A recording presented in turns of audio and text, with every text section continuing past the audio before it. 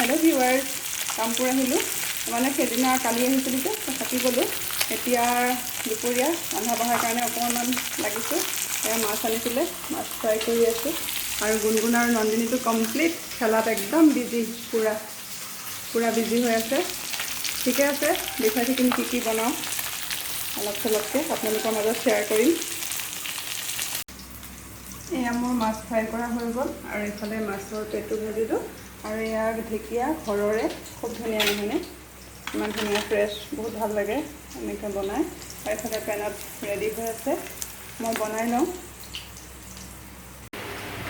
এইফালে মাছৰ জোল বনাম বুলি ভাবিছোঁ এয়া বিলাহী কাটা আছে বিলাহী আৰু ভোল আৰু আলু এইফালে কেৰাহী তেল পিঁয়াজ দিয়া হৈ গ'ল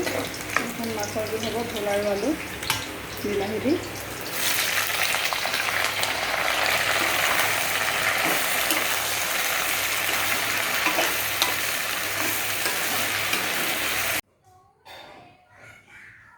দুপৰীয়া ভাত ৰেডি হৈ গ'ল এয়া ভাত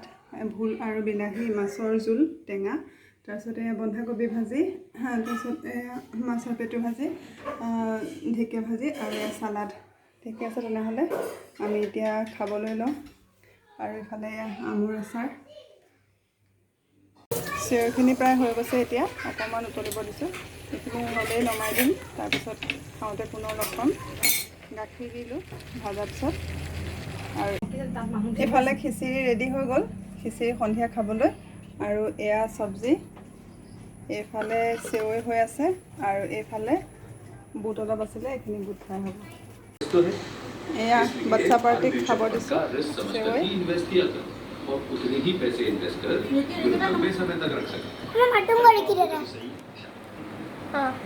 আমাৰ যদি ভিডিওটো ভাল লাগিল like share comment R subscribe please please কৰব থ্যাংক ইউ বাই বাই